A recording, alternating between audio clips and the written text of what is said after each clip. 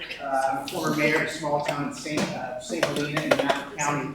I'm now the co-chair of the California League of United Latin American Citizens. That's the California Wasteworker Health and Justice Coalition that includes participation from the Worksafe nonprofit, local worker, community, and environmental organizations as well, and participation from the offices of Assembly members Liz Ortega and Pilar Schiavo, who's here with us to speak today. I'll give a brief introduction and background, and then we'll move to our speakers, and we'll keep it moving with our limited time. So if anybody has questions, we can say them to the end, unless it's something imperative. Our panel today includes Assemblymember Pilar Schiavo from Santa Clarita, District 40. Unfortunately, Assemblymember Liz Ortega had an issue that she had to deal with, so Erin Hickey from her office will be speaking with those points. Landfill expert and executive director of Californians Against Toxics, Jane Williams, will be on with us speaking. Jordan Uter from the Worksafe nonprofit, attorney Josh Milon from Workers' Rights Legal Group, and attorney Oshea Orchid from the Santa Clarita Verde area, representing thousands of community members impacted by problematic conditions at the Chiquita Canyon landfill. I don't think there's any way to overstate the gravity of the situation we're looking at and the need for situations that we need everybody's help with. At the Cal OSHA audit hearing in 2025, examining deficiencies in Cal OSHA processes, Assemblymember Ortega asked, when is a company held accountable for worker fatalities? Is it after the first death, the second death, the third? When? This was regarding a company in San Leandro that had 3 worker deaths in 8 years, a very high number of human fatalities. This is a matter, this is beyond only a legislative or legal matter, it's a human matter. It's a public health and safety matter. It's an environmental and climate matter, and it's a civil rights matter. As our invite states, waste workers face some of the most dangerous conditions in California, with Latino workers disproportionately impacted by serious injury and death in the garbage and recycling workplace. Enhanced workforce protections and landfill reform are critical in addressing these concerns and include fires and large-scale contamination incidents. These incidents don't just impact workers, they ripple outward, impacting entire communities. That's the context we want to establish with this briefing, as well as bringing forward some calls to action, which will include, when we look at on the worker side, special emphasis program at Cal OSHA, joint agency task force with California Department of Industrial Relations, Cal EPA, and the California Department of Public Health. We want to see restoration of Cal OSHA's budget that has been cut and commit to funding for better enforcement. And Cal OSHA needs a transformed penalty structure that would increase its deterrent impact and accountability for irresponsible employers. I'll just give you a little bit more background. I was a small town mayor in the town of St. Helena, Napa County. When we started hearing about a series of fires and large contamination incidents discharging into the Napa River from a local landfill, the Clover Flat landfill owned by Upper Valley Disposal Service, I was mayor from 2018 to 2022. During that time, we learned about the death of a Latino waste worker who had died a few years before that, a human being who had been dismembered on the job. Latino waste workers were exposed to radioactive waste and ongoing exposure to contaminated liquid leachate, which is toxic garbage wastewater, as well as long-term exposure to the toxic smokes of ongoing garbage and compost fires. I also learned of a neighbor at the landfill who died of cancer, along with all of his animals, right at the bottom of the landfill drainage. When the wildfire of 2020 burned through the Napa Valley, these Latino waste workers were sent without training or protections to fight the wildfire as it incinerated the landfill, with no warnings of a toxic burning landfill to the community from the company. In 2025, we started hearing about Latino waste worker fatalities in Yolo County and around the San Francisco Bay Area, in Brisbane and San Leandro, where Assemblymember Ortega had been very vocal in advocacy for these workers.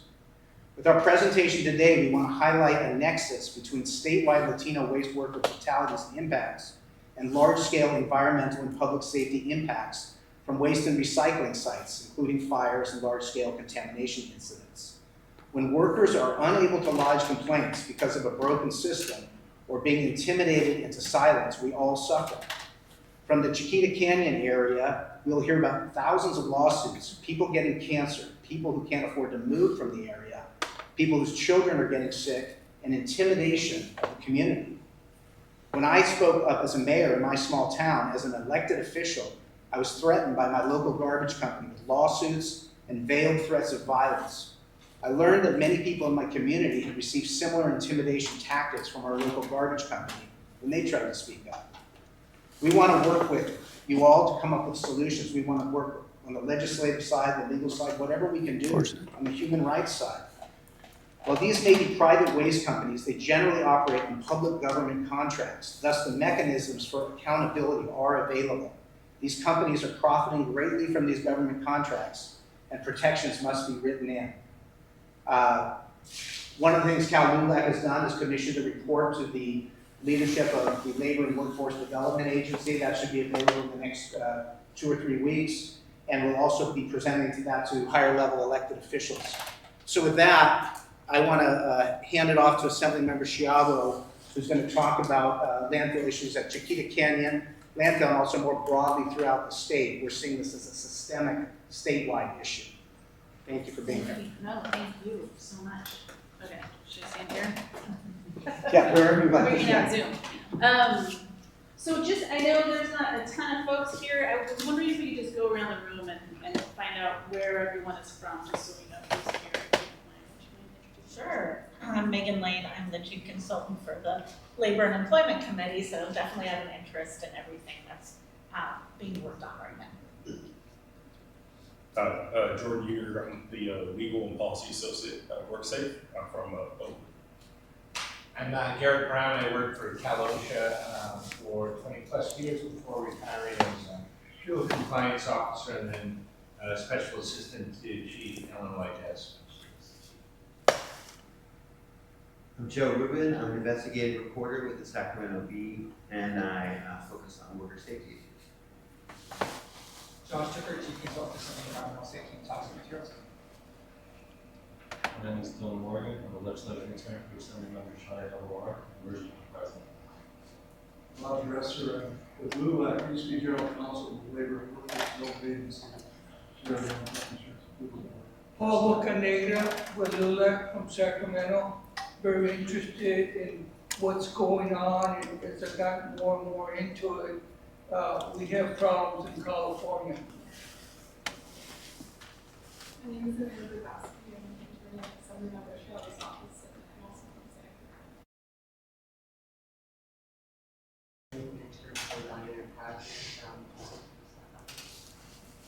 Hi, I think you're ready to meet program with the Office of Civil Workers or Labor Staff or Health Staff. Wonderful. Well, thank you all for being here. We really are grateful.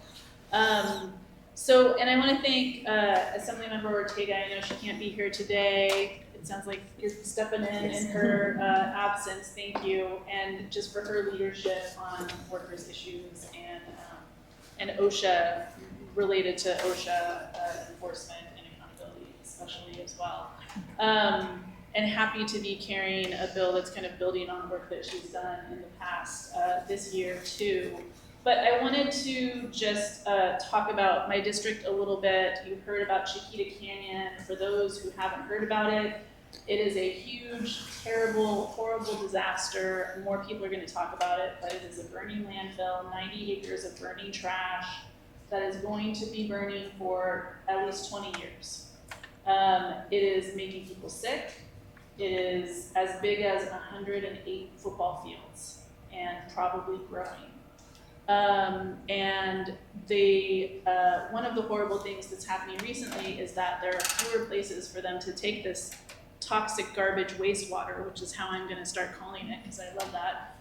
The leachate, the liquid that comes out of landfills, they're running out of places to take it. It's liquefying the landfill, and the landfill is actually moving. The slope on the landfill is moving, and it's moved at least 10 feet since the fall. And there's concerns about the stability of the mound of trash that is burning and whether or not it could go into the fields down below into the community. So it's a terrible situation. There's a cancer cluster where all the neighbors can point to each other and they all have cancer. People, you get a headache every time you go there. I've camped there, I've stayed the night at one of the neighbors' homes, and immediately within 30 minutes I feel sick. And that's inside with doors and windows closed. So these toxic fumes are just going throughout the community and obviously really impacting workers who are right there on the site every day. And unfortunately, it's not, I come out of the labor movement, I was in the labor movement for 20 years before getting elected, but it's not a union location, so you can't get connected to workers through a union and find out what's going on or how people are being trained appropriately.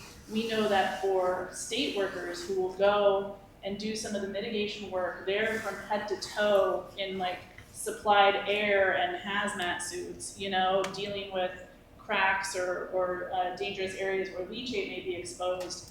And when I have done tours of the landfill, people didn't even have masks on. I mean, nothing at all. So there's a real fear and concern. I am unfortunately blessed with 3 landfills in my district, so I also have Sunshine Canyon, which has a whole separate issue, but similar symptoms and experiences from neighbors where they have headaches and uncontrollable bloody noses and shortness of breath, a hard time breathing, all of the same symptoms that neighbors of Chiquita are having. And that's just kind of filling up with water because unfortunately they didn't manage it correctly over the years. And so it's leading to a bunch of issues. And then I also have Lopez Canyon, which is a composting facility, which certainly people don't like the smell of it, but it's not on fire. So we're counting our blessings on that one. But what we have found through this process is that there's 11 landfills in the state who actually have waivers to operate at higher temperatures, which is incredibly concerning. And I think one of the biggest problems when it comes to these waste management companies is that they have really had a culture of hot rodding these landfills and just total disregard for what are even best practices, let alone regulations. And so if they're doing that with the landfills, obviously there's a concern about the same kinds of violations when it comes to worker issues and worker protections. But we've heard like the federal EPA standard is that you shouldn't let your landfill get over 131 degrees, definitely not over 145. This landfill's Chiquita's over 200 degrees. I can't remember what the last temperature was. It's over 200 degrees, it's like boiling water temperature, right? The leachate is literally bubbling and boiling and steaming. And I've heard at meetings of landfill staff that we don't really worry until it gets at 150 degrees. And it's not supposed to be over 131. And normal is anywhere from like 80 degrees to 100, really. You should just keep it there. So the fact that you're not worried when it gets to 131 and not even worried until it gets to 150 is exactly, I think, a symptom of a larger problem, which has to do with the culture of these landfills just disregarding safety for the community, safety for the workers.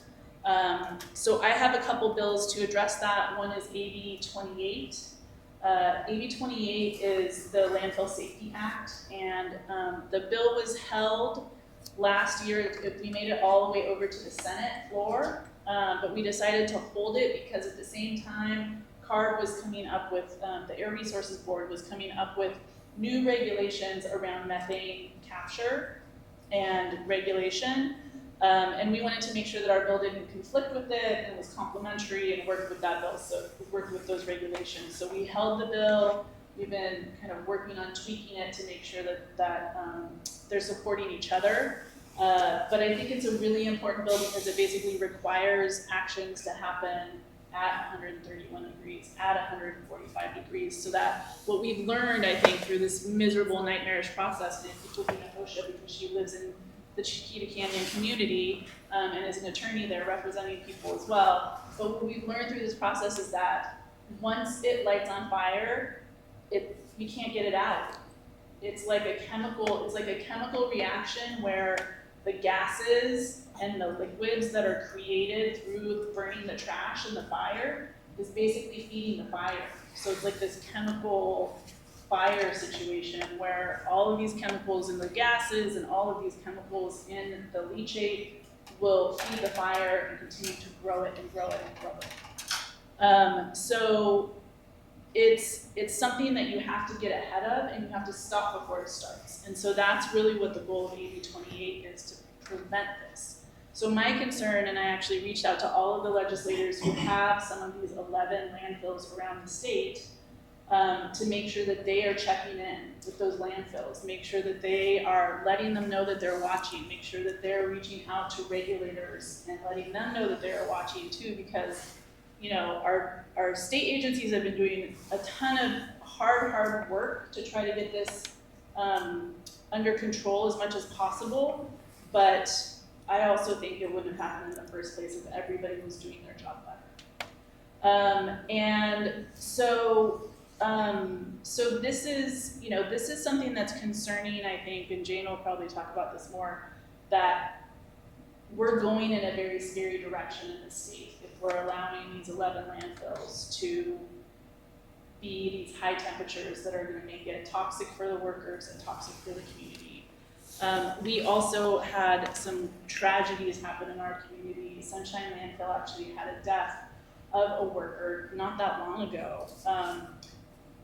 Digging these drilling these wells where they, take the leachate, the liquid, and the gases out, and it became unstable, and a truck fell over on him, and he did not survive. And so, and even further back, there was another severe injury on Chiquita landfill as well. And so, we know that OSHA has not had the support and resources and enforcement that it needs. I have a bill this year too, which is, because I don't remember any of the numbers, 2488. And AB 2488 basically is a study bill to study what are some of the folks that could do these positions. Are there people who are qualified but don't have an opportunity for some of these jobs? And how do we figure out filling these open positions that are in OSHA so that we can get more inspectors out into the community, and get more folks doing this work and protecting workers when and where they need it. It requires report backs to the governor and the legislature and and some other things. But I think a really important bill for us to be able to move forward and get the kind of enforcement that we need happening in OSHA, where it's been really difficult to have the kind of staffing that we need to protect folks. And then the last thing I'll say, just, I'm grateful for LULAC's leadership on this, and certainly, this is a community, and I think one of the things, not only the workers who are working on the landfills, but often what you find is that landfills are in communities of color. And so Chiquita Canyon was placed in a historically Black community. Verde has this amazing history of being the Black Palm Springs of California, and it was a vacation place outside of LA that people would go to, and then they put a landfill there. Over time, it became more working class and diverse, and a lot of Latino folks have moved into the community, and it's kind of grown since then. One of the few affordable places for people to buy homes in LA, and so it's grown and grown. But it is this this just horrible situation of folks who traditionally do not have power, do not have a voice, and are stuck with these environmental disasters that are making them sick and killing them, literally. We have far too many people with cancer, and there's been too many funerals this last year. So it's why I'm so passionate about this. It's why people are starting to call me Chiquita Pilar, because I talk about it so much. But once you see it, you can't unsee it, and I think that we have to really make sure that we bring forward policies that provide the support and protection to workers that they need, but also change the culture of this industry that has been, been able to sue and bully their way through taking advantage of communities and taking advantage of workers. And that's something we have to put a stop to. So I'm honored to be a part of that and work with our community, who has been an incredible voice on this issue, and really grateful for this being elevated at the Capitol. It's such an important issue, so thank you. Thank you. Thank you so much.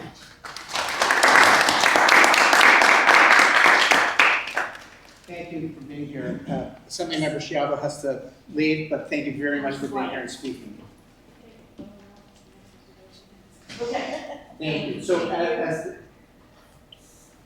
thank you. As the Assembly member said, once you see the problem, you can't unsee it. You want to click for me? Now, Wanna be my we're going to clicker? hear from Erin Hickey No, from I don't. Assemblymember Ortega's office. I'll take yours. And then Jane Williams, a landfill expert and the executive director of California's Against Toxics, will speak. So Erin, you, Stand in the same spot? I think so, it's probably the. That's probably the easiest, yeah. Okay. Hi everyone, Erin Hickey. I'm the principal consultant for the Assembly Labor Committee, standing in for Assemblymember Ortega today. Sorry, you're stuck with her backup. But wanted to thank you all for being here to learn more about this important issue for both workers and the community and the environment. Assemblymember Schiavo mentioned that they sort of see this in the context of landfills disregarding safety. We sort of, at the Labor Committee and the Assemblymember Ortega's office, see this also as part of a larger issue of the state not prioritizing workers and worker safety. And I'll give a couple examples of that. The Department of Industrial Relations, as many of you know, they house the Labor Commissioner's Office and OSHA. They have been operating with a high vacancy rate for many, many years, and it's severely affecting their ability to enforce the laws that we pass in Sacramento. As an example, at the Labor Commissioner's Office, there are, as of the last count, 47,000 wage theft claims in a backlog waiting to be processed. At OSHA, 35% of inspector positions are vacant, and 9 enforcement offices around the state have vacancy rates of 50% or more. We have 1 field inspector for every 101,000 workers, thanks to Erin for those stats. This issue is particularly important to Assemblymember Ortega, given that she is the Assembly Labor Chair, but also she is the Vice Chair of the Latino Caucus, and many of these workers are predominantly Latino, the workforce that's being affected, which is part of why LULAC is involved in this. And that's not an outlier. Latino and immigrant workers have the highest rate of workplace fatalities across the board. They also experience wage theft at 6 times the rate as do US-born white workers. And also, I mean, it's hard not to mention this these days, but in this political climate, it was already difficult for workers to advocate for themselves and to trust government, but it's especially difficult now. So all the more important that we have community members in this space to be the trusted messengers. So a little bit of background just on what our offices have been working on. So in 2024, Assemblymember Ortega ordered an audit of OSHA, which some of you have probably seen. It came out last summer and was quite damning, and some of the biggest issues that were exposed by the audit is that 82% of inspections are being performed by letter. So that means that rather than actually having an inspector go out and look at the workplace, they are basically hearing about an issue from a worker, sending a letter to the employer saying, don't do that, and let us know that you're not doing that. And then they don't ever really get that proof of abatement from the employer, and they check that off as an inspection. That's 82%. OSHA is routinely and often without justification reducing fines for violators. The Bureau of Investigations, which is the unit within OSHA that's responsible for looking at cases that have criminal conduct, doing an investigation and referring those cases to public prosecutors. They are essentially not doing that. They referred 1.7% of their cases to public prosecutors during the audit period, and are largely unable to fulfill their other mandates due to understaffing. OSHA inspectors also aren't documenting things. They take handwritten notes. They have antiquated case management systems that don't talk to each other. and there's no policies and procedures, so every inspector is doing something different, essentially. What this says to employers is that the state is not going to hold them accountable when they violate the law. So workplace accidents and deaths even are often seen as just the cost of business, unfortunately. And in the waste industry, this is especially true. And one of the worst violators is in Assemblymember Ortega's district. It's in San Leandro. It's a company called Alco Iron and Metal, and they are a scrap metal recycling company, and they have had 3 worker deaths since 2017 with very little consequences for the employer. In fact, this employer has been fined more than 60 times since the 90s for various safety violations, and they have one of the worst records in the industry. But for some reason, they have never been criminally charged for any of these deaths, and they continue to operate to this day. OSHA fined the company nearly $160,000 for the 3 deaths, but in each case, the fines were either significantly reduced or still pending years later. So far, the employer has only paid $7,000 for the most recent death, and that's down from the initial citation of $45,000. So I mean, as you can imagine, this is frankly enraged the assembly member, and Geoff talked about her comments at the oversight hearing that we held last year, where we were trying to get an answer from OSHA as to why they have not referred this case and why they're taking no action. So these cases are part of the reason why Assemblymember Ortega introduced her priority bill this year, which is AB 2321. It would make critical reforms to our workplace health and safety investigatorial process. Essentially, the bill would deputize public prosecutors to help OSHA's Bureau of Investigations, that unit I was just talking about that does the criminal investigations.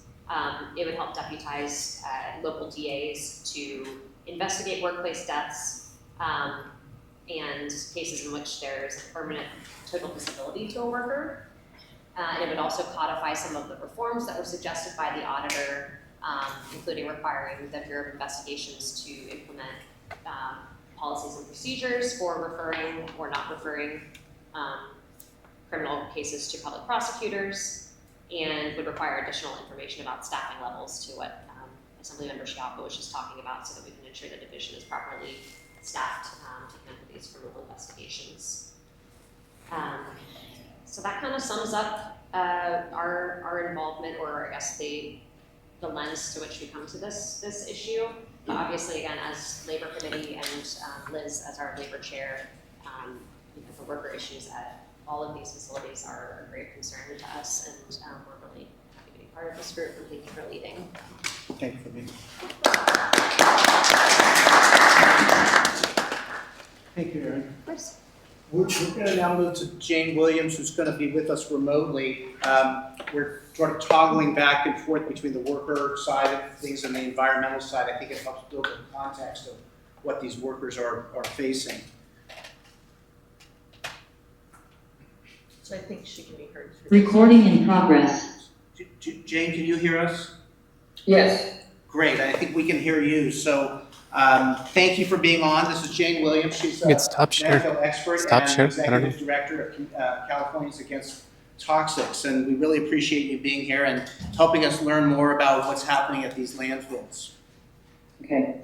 Thank you so much for the opportunity to talk in front of this group. So first of all, I'm Jane Williams. I'm the executive director of California Communities Against Toxics, which is an organization that was founded in 1989 in East LA by a number of very prominent environmental justice activists in California. It's now the oldest continuously operational environmental justice network in the country. So we have been around for a long time, and we represent frontline communities at highly polluting facilities. So I've been doing this work since 1992, and I have worked on refineries and steel plants, iron and metal recycling plants, pesticides, chemical disasters, Superfund sites, lots of different things that my members, who are primarily community-based organizations, work on and live next to and breathe the contaminated air and drink contaminated water and deal with contaminated soil. So, the one thing I want to tell you that I want you to remember, I really want you to remember this, is that you cannot decouple the impacts at a landfill that the workers experience and that the communities experience. Those are the same experience. Because most of the most significant pollution that's coming from our landfills is coming through the air. And so let me talk about that. Landfill gases are actually horribly toxic. They are just like a giant refinery or a giant chemical plant, and the fact that they emit a just potpourri of amazingly toxic compounds, particulate matter, hydrogen sulfide, benzene, dioxins and furans, acid gases, volatile organic compounds, our new forever chemicals, fluorinated. So they're really no different than, say, a large stationary source of pollution. The working face of a landfill, US EPA has done studies on what is causing all these emissions from landfills. And the working face is responsible for about 75% of air emissions, according to EPA. And so you can imagine if you're a worker, you are literally on the front lines of that exposure when you are working at the working face.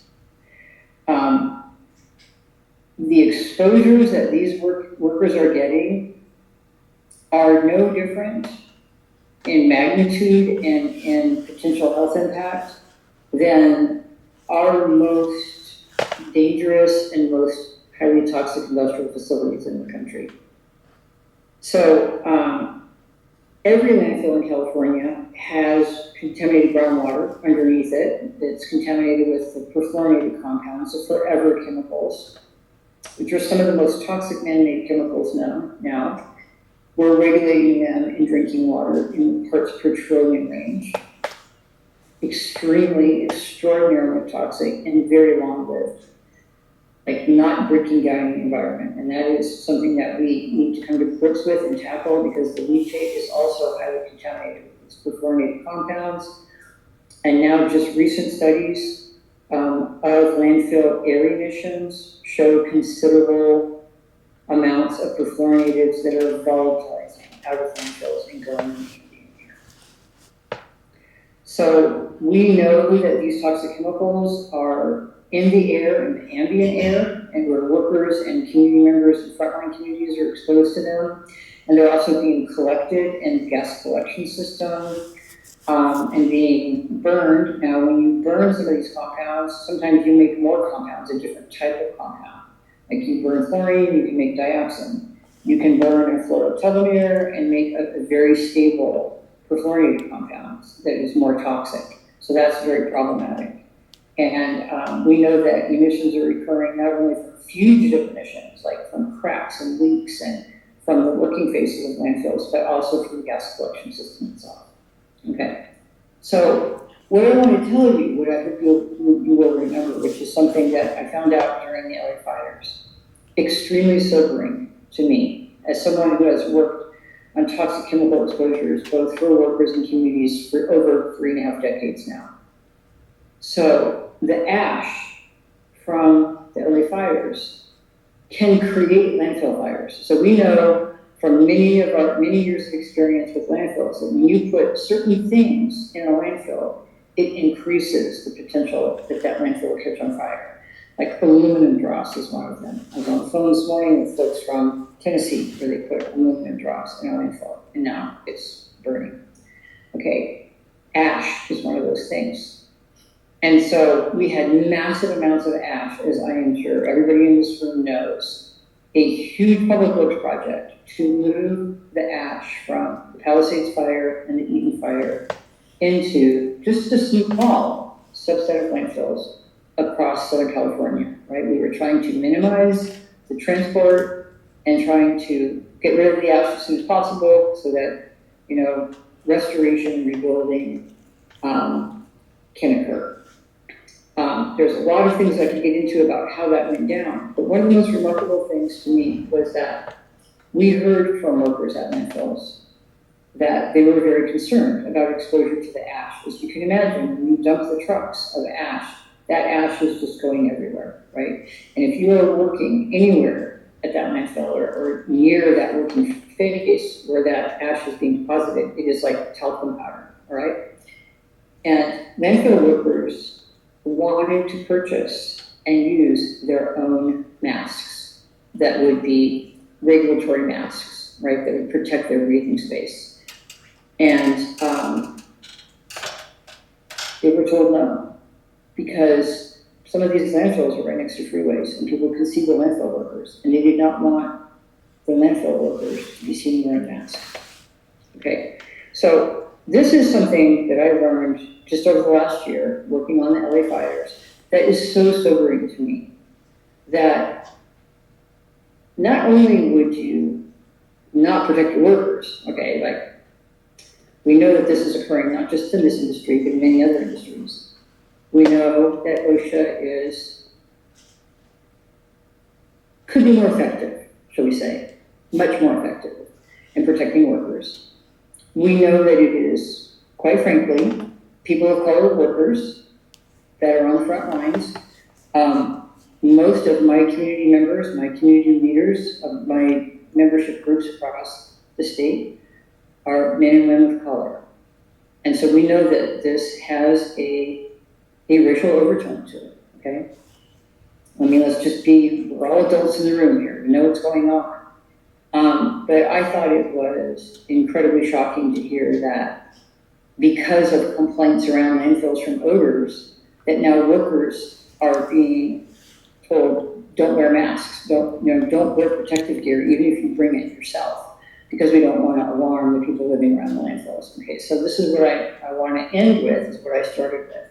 You cannot decouple the impacts on workers from landfill emissions from the community impacts from the landfill emissions, right? One and the other, they're really not separate. It's all one big morass of highly toxic compounds. And one of the significant problems that Assemblymember Schiavo brought up is we have a number of landfills now that are on fire. We have more that show signs of becoming on fire with temperatures. And once these landfills are on fire, extremely, extraordinarily difficult to put out. There's nobody who works on landfill fires, on the regulatory side or on the public side, that is cavalier enough to say that you can even put one out like in 5 years. You're looking at 10 years, 20 years. In some cases, you are basically just going to burn the landfill to the ground, okay? And so the workers that are at that landfill, I mean, Chiquita Canyon's closed. It is not accepting trash. There's all kinds of workers there all the time. Hauling leachate, installing gas collection systems, moving equipment around. There's literally, dozens of workers at any single day, but, over the time of a month, there's probably hundreds of workers that are being exposed to different components of what is being emitted from that landfill. So even when a landfill is closed and the working face is no longer emitting, a landfill that is on fire is a very significant source of very toxic air emissions to the air. So thank you so much for the opportunity to speak today. I really believe that we must do a better job, not just with landfills, but throughout our industrial complex on protecting workers. And I look forward to working with the committees and members of the legislature to increase funding and oversight of the Occupational Safety Health Administration in California. Thank you. Jane, thank you very much. I have just one question. I think it was mentioned that there are at least 10 or so landfills now around the state that are at that elevated temperature that could turn into a burning landfill. Right, yes. Okay, thank you. Thank you very much for being with us and helping frame this. I'm not sure if he's going first. And so I think we'll move now to Keep right Jordan from, Jordan's first, but Jordan's going. From Worksafe. He's He's going to going do a first. presentation, and then we'll move to Josh. Yeah.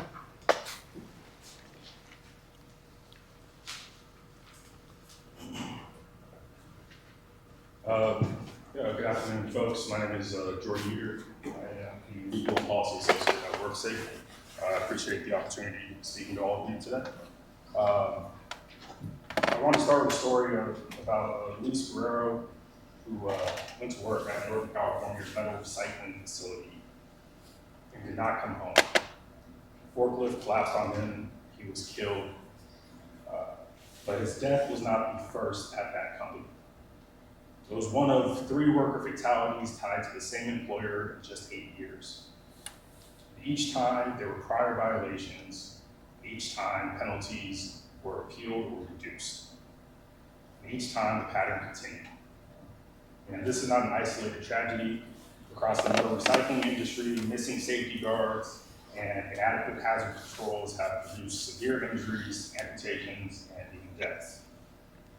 So when the same incident occurs or reoccurs at the same companies, the conclusion is inescapable that the system is not interrupting the pattern.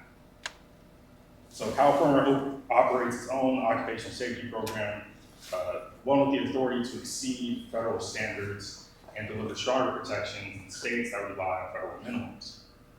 And that is a meaningful opportunity, but it is an opportunity being squandered through a deliberate series of political choices made by this body and by the governor's office. And the evidence for this falls into 3 categories, basically. That Cal OSHA is understaffed, which Erin has gone over already. Cal OSHA is underfunded, and because of those 2 facts, Cal OSHA is underperforming. So to start with understaffed, Cal OSHA's enforcement depends on compliance, safety, and health officers, or COSHOs, who conduct workplace inspections. The latest available public data shows that 95 vacant inspector positions are out of 288 authorized positions. So that results in a 1 in 3 vacancy rate. And this situation is not spread evenly across the state. As Erin said, there are 9 enforcement officers currently that have vacancy rates at or above 50%, such as Fremont and Long Beach, which are both at 70% vacancy, and 7 more offices, including Santa Barbara, San Bernardino, Bakersfield, and San Francisco, who are at 50% or higher. So that's half the inspectors, that's half the enforcement capacity. And it's some of California's most populated and industrialized regions. As of January 2026, California has 1 inspector for every 99,000 workers. In contrast, Washington State has a ratio of 1 to 28,000 workers. Oregon, 1 to 23,000. Roughly 1/4 the level of worker protection in those states. And this staffing crisis was documented in plain terms by the California State Audit, thanks to Assemblymember Ortega. Second issue is that Cal OSHA is underfunded.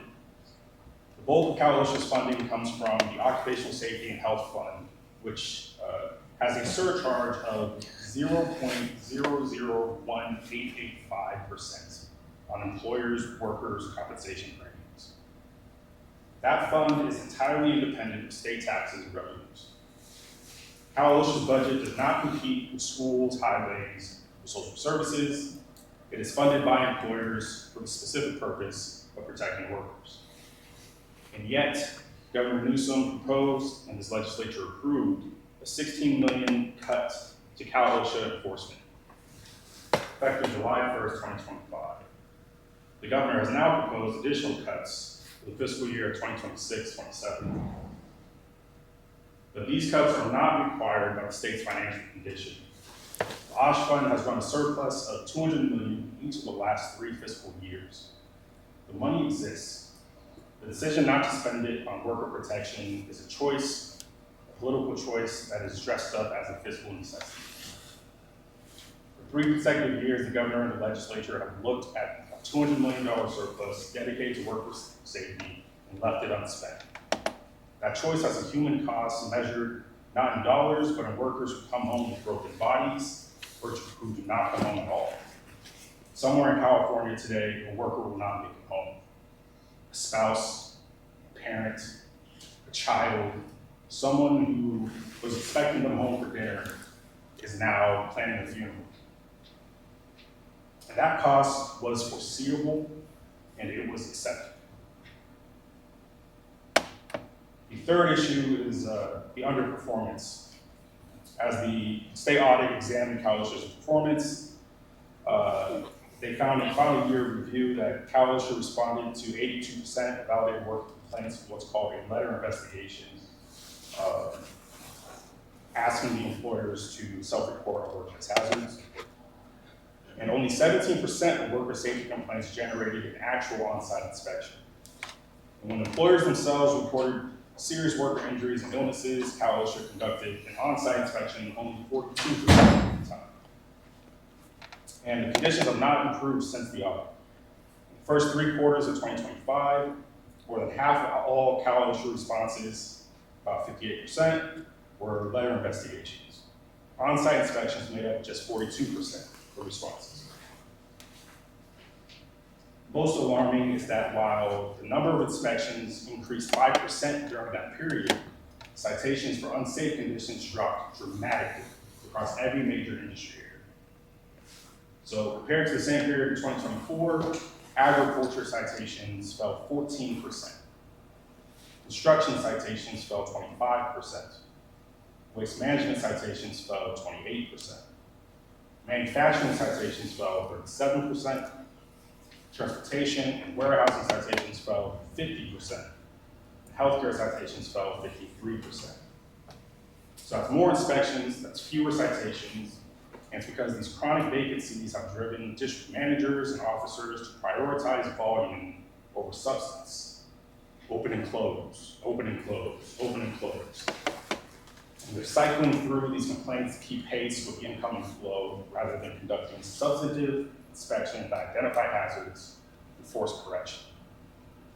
And I want to be clear that Cal OSHA is not a failed agency.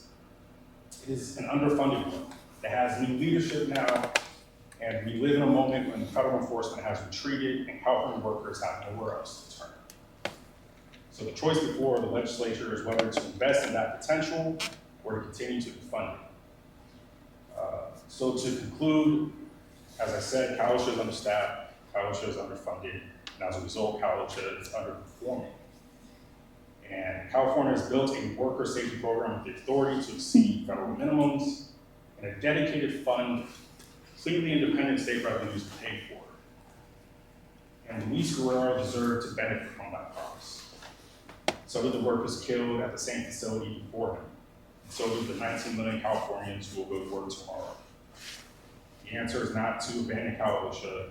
The answer is to ensure it's equipped and empowered to achieve its mission. Thank you. You think I just stand here? And we're going to hear from Josh Milon from the Workers' Rights Legal Group. He's representing workers from Upper Valley Disposal Service, Clover Flat Landfill. He's now owned by the company Waste Connections, but also owns the Chiquita Canyon Landfill. Josh, are you ready to? Yeah. So Waste Connections is a $41 billion publicly traded corporation. So they're big. They have a lot of resources. My name is Joshua Milon. I'm a partner at Workers' Rights Legal Group, and I'm here today to talk about my case against these landfills in up in Napa County. So, next slide. Oh. Okay, so these are a couple of my clients. My case right now, the first out of a few cases, it's filed in Napa Superior Court in October of 2025. There's 2 specific facilities that my clients worked at. There's a recycling center, as you've heard a little bit, and then there's a landfill. The landfill, I'm not sure how many of you are familiar with Napa, but there's a valley. The landfill sits on the side of the valley up in the mountains of Calistoga. My clients are all Latino workers. In the first lawsuit that is filed, there's 16 of them. 14 of them are Spanish-speaking only. Next one. So I want to paint a little bit of a picture about kind of what's going on at these facilities. So the number one thing, or one of the things, is the unsafe equipment that is being used at the facilities. And my clients will talk about this in a lot of detail.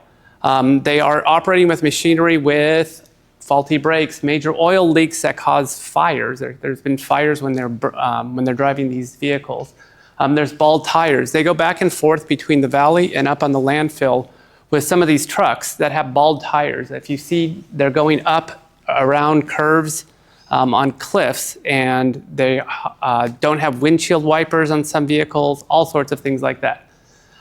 There's one driver, Mr. Hernandez, Ricky Hernandez, when he transported trash up the canyons, he complained to his supervisor, said, the tires I'm using are bald. These are largely dirt roads, and I need new tires. And his supervisor said, when the tire pops, you'll get a new tire.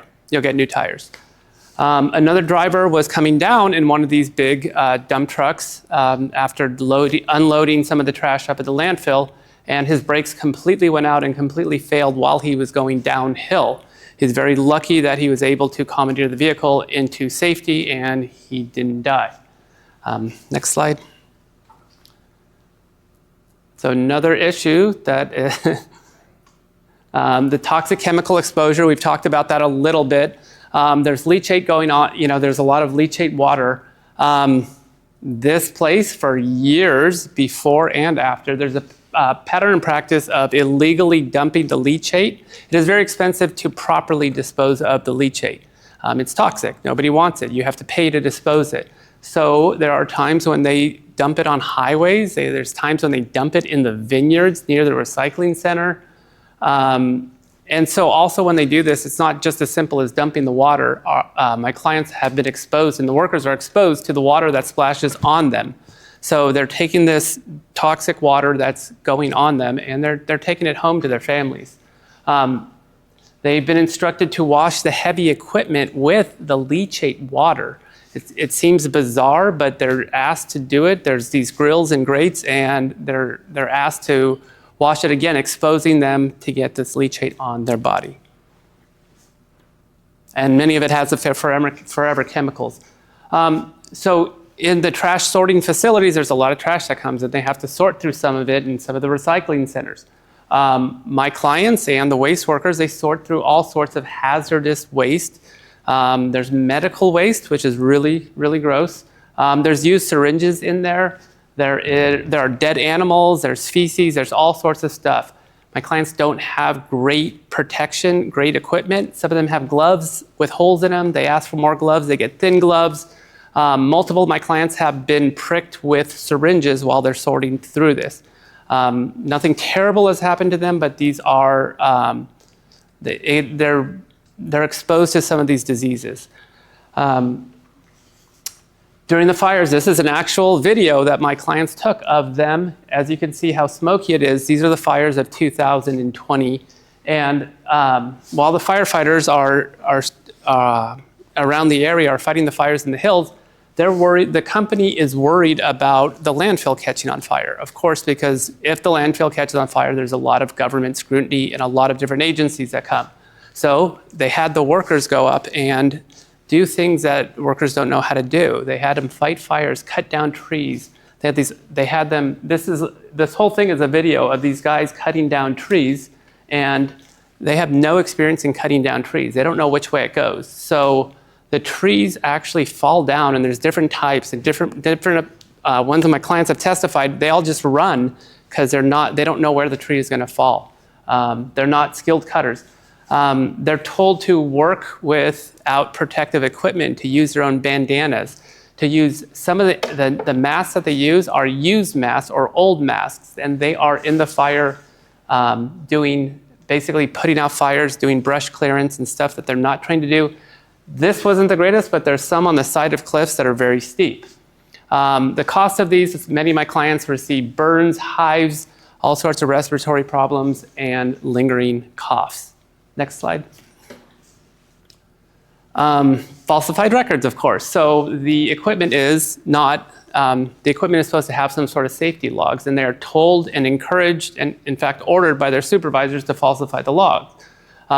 There's basically ordered to omit the mechanical problems, the faulty brakes, the bald tires, the broken headlights, no seatbelts, no air conditioning in the summer, all sorts of things that aren't working on a lot of these vehicles. Next slide. When they do complain, they are faced with retaliation and intimidation by their employer. And this has gone on for a long period of time, including the new company. There's immigration threats. The majority of my clients are Spanish speaking only. They have basically said you're going to get in trouble with the immigration authorities, and there's a fear of that going on. Threats of going to jail. The company often brags or has bragged in the past about being very close with the St. Helena Police Department, with a Napa County Sheriff, and said you guys are going to jail if you keep complaining about this stuff. There's a lot of injuries that happen due to this faulty equipment. They're highly, highly encouraged not to go to the hospital, not to file any kind of reports, not to file any workers' comp claims. So when the employees that do that, they are retaliated against and they are given the worst jobs. They are sent up into the landfills where it's more dangerous. They're put on the more dangerous equipment. And sometimes their hours are cut, their overtime is cut, all sorts of different things that happen to them if they complain. In fact, in April of 2024, they said, oh, we're having a reduction in force. They laid off a few of the workers, and all of the workers happened to be the ones who had complained about some of these safety violations. Next slide. So this is one of my clients. What you can do to protect the workers. I come at this from a litigation standpoint. I'm a plaintiff attorney. I'm not, super familiar with all this legislation. Is really they need effective workplace protections and the law. They need enforcement of the law. They need OSHA. They need all sorts of things like that. The workers need to be encouraged to file both internal and external complaints about safety violations. They are the front line. They are the ones who know about the issues with the safety going on at the facilities. Overall, basically, we're looking for laws that are protecting the most vulnerable. These are all Spanish-speaking, all Latino clients. This will not only help, it'll help workplace rights, but it'll also help protect the environment and the disasters at the landfills. This will prevent a situation like what's going on at Chiquita Canyon. So with that, I turn it over to my colleague and friend, Oshea, Orchid. You want me? Oh. Okay, hi everybody. So we've covered, we'll see if Josh is better at doing the slideshow than I am. We've covered already a lot of what I was gonna cover, but I'm just gonna go over a few things. Pilar is obviously my state assembly member, louder. And I'm an attorney also. I represent thousands of people that live in the area surrounding the Chiquita Canyon landfill. And I actually own homes there too. And I say I own homes because no, I don't live there anymore. After knowing what's going on, I've had to move. And instead of living in any of the homes that I pay a mortgage on, I live in another home that I rent across town. You can do the next slide. So Verde, as Pilar was mentioning, is a very interesting community. It used to be called the Black Palm Springs. And so it has this great history of all of these cool events that they used to have, and now people aren't comfortable even doing anything there outside because they're really concerned about what's happening at the landfill. We can go to the next slide. The landfill opened in 1972, and it's so sad because they were having all these amazing events at this park, and of course, out of all the places in the county, where should we put the landfill? They put it in what would have been the best community that Black people had, right? Of course, it didn't go to Beverly Hills. The landfill then has been expanded since, and we can go to the next slide. And basically in 2019 is when we now know, that's when the underground fire started. The landfill, this is actually a really good just like overview, but that area that's in yellow, that is the landfill. Then you can see how close all these things are. These are schools, businesses, and most importantly, everybody's homes that can't get away from this because it's so close. We can go to the next slide. And what's happening? It's just too much trash in this space. It's too close to a community.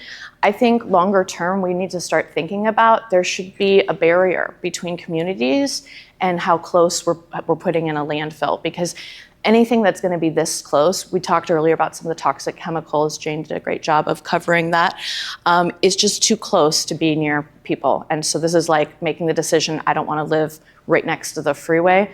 Nobody should be making the choice to live this close to this many toxic chemicals.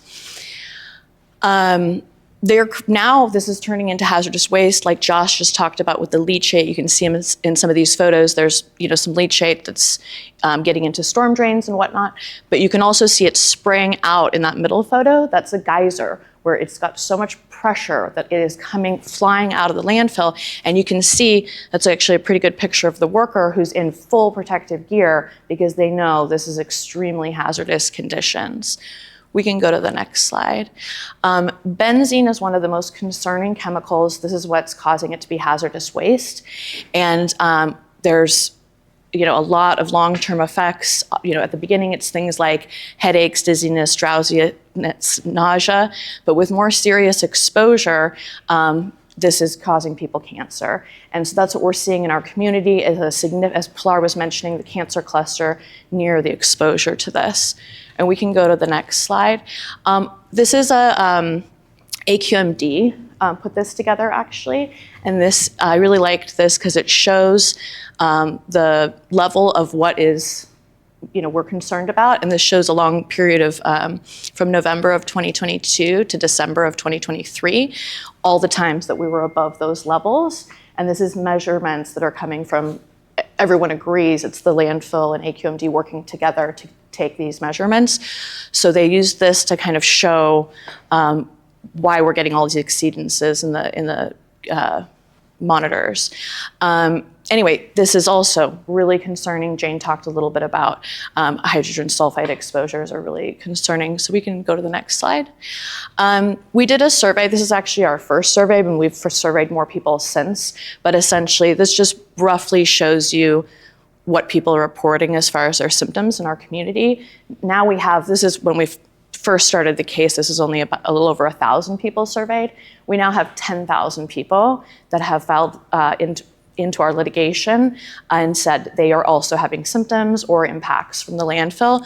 So having it get to this point, we now have so many people that are impacted, it's ridiculous. And so that's where a lot of the legislation here is a focus on. We cannot have this epic of a problem and let it continue in other places where we let it get this out of control. We can go to the next slide. This is just a really long list I won't read to you of all the agencies that have been involved. And they've been cited every which way, but it's not fixing the problem. Literally, since this we started the litigation in 2023, I have not heard once that we have good news. They're getting the problem under control. So obviously the citations and what's happening here is not enough to incentivize them, and there needs to be more. That's why some of this legislation is really important. And I think that's the next slide. So this is, again, a long list. Let's go to the one that has I think it's the next one. Yeah. So we put this together for today's presentation, a list of the acts that our Assembly members have been working on. Last year, Schiavo was able to get AB 27 through, and that gave tax relief to our residents who were getting money from the landfill for the mitigation efforts. So that was something we accomplished last year. But AB 28, as she mentioned, is still pending, really important for trying to get these landfills held more accountable when they're having the elevated temperatures, because the only way to stop this is to get them incentivized to solve the problems earlier before these out of control incidents get going. Okay, and then she also mentioned AB 2488, which is the study. And then we also have here Ortega's bill on workplace investigations. Thanks so much, everybody that came. We really appreciate you looking into this and taking this seriously. Thank you. Yeah. Alfonso, do you want to speak a little bit about the legislation? Yeah, so, hi everyone, my name is Alfonso. So just like the member mentioned, and Oshea and a couple other folks, AB 28 has been our 2-year bill. We've been working on it in amendments to kind of match the CARB regulations that are going to be coming out, these LMRs.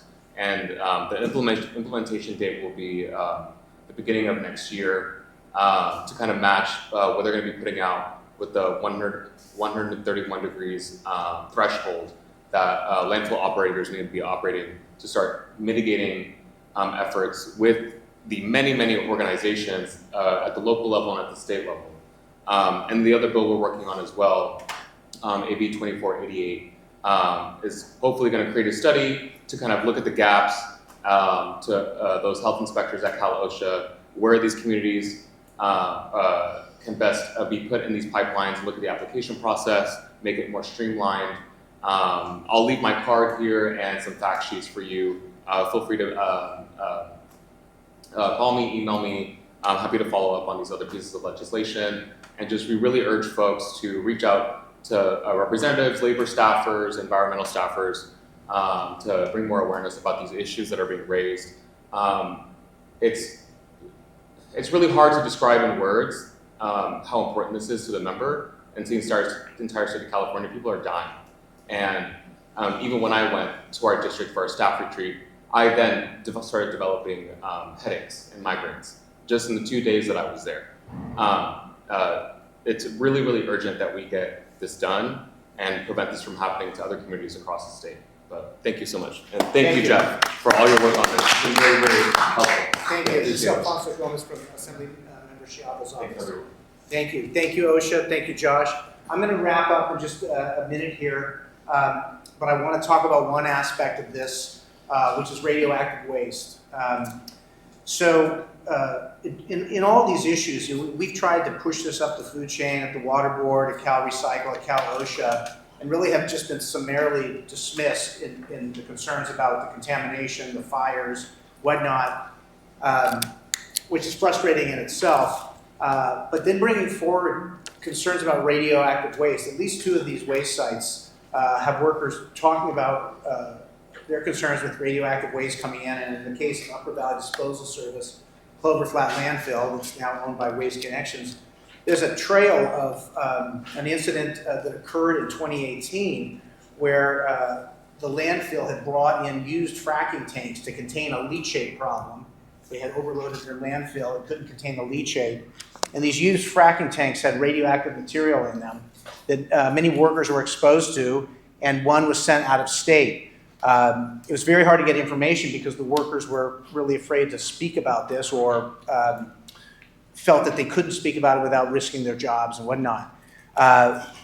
It is now 2026, and so for the last 8 years, I was the mayor of the town trying to get information about what was going on with this radioactive waste, where do we make the reports, what should we do? Finding out that the Department of Toxic Substance Control doesn't handle it, OSHA doesn't handle it. These state agencies just kept directing us to different agencies. So I'm now, this is 2026, 8 years later, still trying to map and navigate how we report radioactive waste concerns in California. So those are supposed to go through the California Department of Public Health radiologic branch, but getting there is a whole nother rabbit hole to try to navigate. And so I'm a person who's really dedicated my time to figuring this out. So I can't imagine an employee, particularly an employee who might have challenges with the English language, trying to navigate how to even file a report if they're worried about encountering radioactive waste. At one of these sites, they're certain that they are encountering radioactive waste, but they're not given the proper Geiger counter to document it. I've put in reports about these fracking tanks, whatever happened to them. They were sitting at the landfill, Clover Flat Landfill, in early 2020. The glass fire burned through the landfill. Josh showed the photos, burning the methane system, the leachate system. Neighbors reported a giant explosion. And we have no documentation that those radioactive frac tanks were ever moved from the site. So 8 years later, still, or 6 years from 2020, still trying to find out what happened to those tanks. Every agency points me to a different agency. Eventually we'll get there, but I'm just trying to put that on the radar, that how we track radioactive waste in California should be a priority for our communities as well as in terms of worker protections. So with that, I think we'll wrap up. I don't know if there are any questions. You can certainly contact us. We'll continue our work with this because it's so critical. Yeah, I have a question. I believe that the legislature goes through a 2-year cycle when it comes to legislation. This is the second year. If this pending legislation doesn't go through, they die. They die, and they have to be introduced next year. Correct. Okay, Yes. thank you. So thank you, everybody, and we're collecting information. We're trying to work collaboratively and bring this to the attention of those who can help make a difference in leadership. So your help would be appreciated in understanding this and helping us push this issue forward because it won't go away. And the startling thing to me was, as a mayor of a town, the workers that Josh is fighting for, those were the workers in my hometown. I could not believe that my city was continuing to make contracts with a company that would allow these types of human rights and civil rights abuses in my hometown in California, in the United States of America. And so we want to address it from a civil rights aspect, an environmental aspect, a worker safety aspect, and a human community aspect. So thank you, everybody. Oh, yes. Is there any way to try to speak with the Senate Pro Tem or the Speaker of the State Assembly? I mean, is it too late now, so far in the legislative process? Maybe the group or whoever wants to. Well, if whatever we do, it's never too late until the game's over, you know? I mean, it's like if we can't get it this cycle, we'll get it the next. But I do think that by building this kind of collective approach, we're able to actually get it. We're doing a briefing in the Capitol. We weren't able to do this last year. So we're moving the concern up the food chain. So I think we're making some progress. Thank you. Joe? I just wanted to say thank you to everyone who made presentations today. I think it was an excellent presentation. There's so many good stories here. And I feel like there should be a lot more reporters. But I want to say I'm paying attention.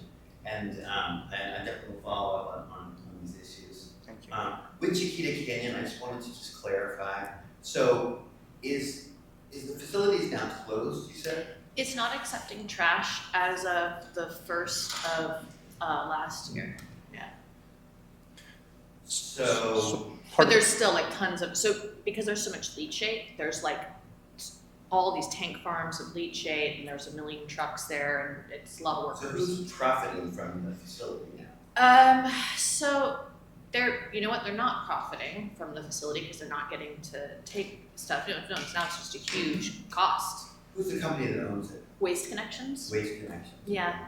So in fact, Josh had at the beginning of your thing, you mentioned their $41 billion, as of today, $41 billion publicly traded corporation. So 41 billion. Yeah. They're publicly traded. They're one of the big ones. They're huge. They have enormous contracts everywhere across the country. Yeah. And the contracts are all with government agencies. So that's where there should be a lot more accountability. Yeah. And the other thing I just want, I can talk to you guys individually, but it just strikes me, I think of the excise story when I hear this, because it's just like, the vastness of this. You're talking 10,000 people, and I feel like with the excise, the lead smelting plant there, people were saying for years, wait, this is a big, huge problem, and regulators were saying, well, there's nothing we can do about it right now, and it's just amazing to me that the scope of this is almost overwhelming. Like, how do you even report about it? But I think that it's really astounding.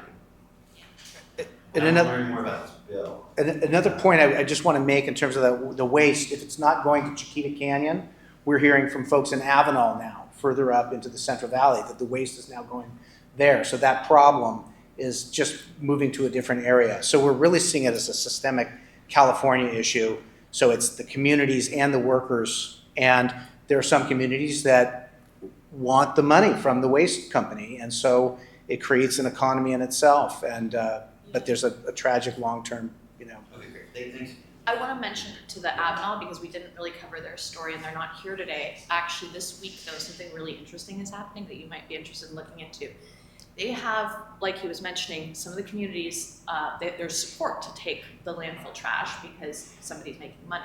And so in Avenal, the city actually owns the property that it's on, and they do make money by taking the trash. So the waste is now being diverted from instead of going to treat it, it's going to Avenal. And this last year, a group of very concerned residents actually went and realized their city council, they're some of the people getting, having the relationships and getting paid. So when they realized the city council was not going to represent our interests and protect the health of our citizens, a group, it's also a Latino group of voters, went in and, they got all the signatures to recall 4 out of 5 council members. This Tuesday was the election. The city's fighting it so hard, they're now in the 5th District Court of Appeal. They tried to stop the election. Now the ballots are being sequestered. And this group, their voice is being heard. It's crazy. So I'm actually arguing in this federal court writ that the voters should get to vote. And it's so interesting, like what's happening there. Yes. Has anyone approached the Attorney General? I mean, they have jurisdiction over some of this stuff.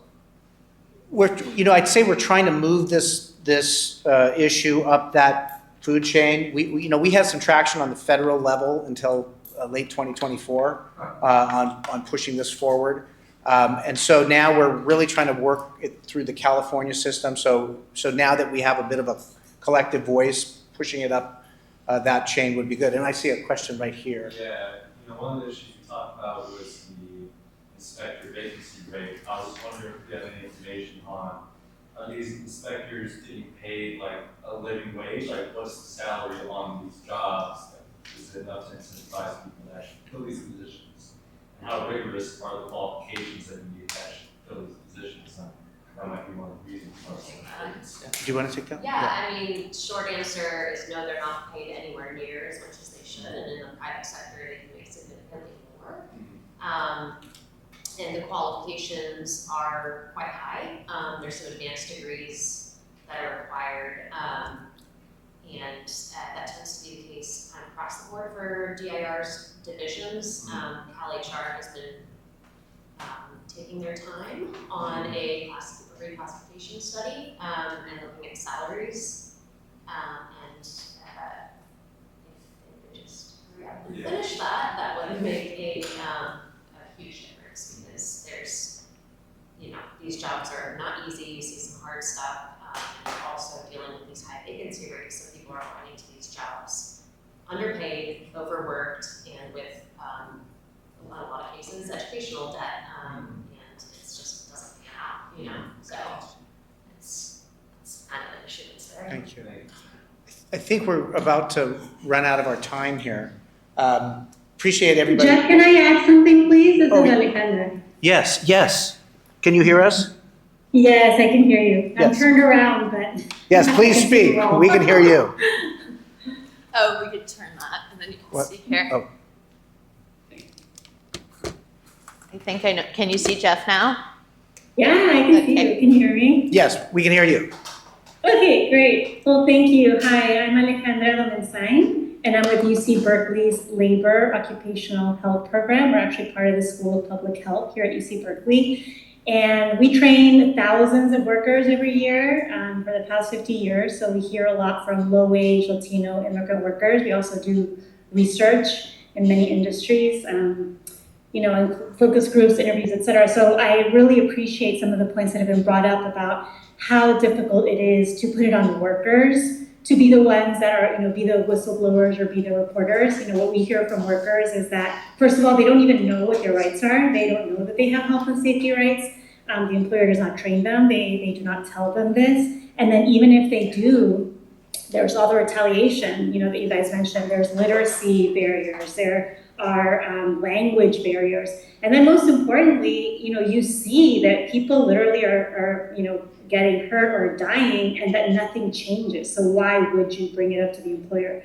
And then kind of two contextual things just to add to this conversation that are in play now is one is climate change, right? So we talked about the role of heat, and so we know there's more extreme weather events. We know that heat waves are longer and have higher temperatures, and that is only going to be worse, most likely. And then the other thing is that there is a lot of documentation and research of how current ice raids are impacting workers' ability to stand up for their rights, right? And has a chilling effect. So, I think this is important context that this is part of a lot of broader trends, and really needs a proactive kind of multi-pronged approach. Thank you. Thank you, Alejandra. All right, is there any other, Paul, did you have a? Yes, I just want to make a comment. There's a lot of great information, and I didn't know that you got a continuous burning over there. I heard about a burning in near Pittsburgh, Pennsylvania, coal and all that kind of stuff. That kind of information should be distributed throughout the state. I should know about something like that. I'm not your normal person. I tend to read things, research things. I mean, I'm not all into it 100%, I would say 15%. Something like that I would know, but I do not. Okay, so one comment I want to make, please record this, that this coalition that's being put together, that is together, should look at an effort of distributing information where those 13 landfills are, how they're being impacted in regards to the air, the vegetables, the fruits, and the water. Big impact. And of course, once we get that information out, the local, state legislators will probably start moving on it. I believe so. I really do believe so. So and we everything starts with each one of us and more than not here today. Yeah. I've been there, done that more than one time. It works. Yeah, no, that's a great comment. Schiavo's office actually put together a list of each landfill, the name of the landfill, where it's located, which assembly member, which senator is responsible for the area, and she is actively going and talking to those elected officials about what's happening in their area. So we are actually pretty focused there, and also happy to continue being broken records of trying to get more people to find out about what's going on, because we are really going everywhere we can to try to have people understand how bad this is. Thank you. Thank you, everybody. Thanks for presenting, and thank you for being here, and we'll keep the work going. Thank you.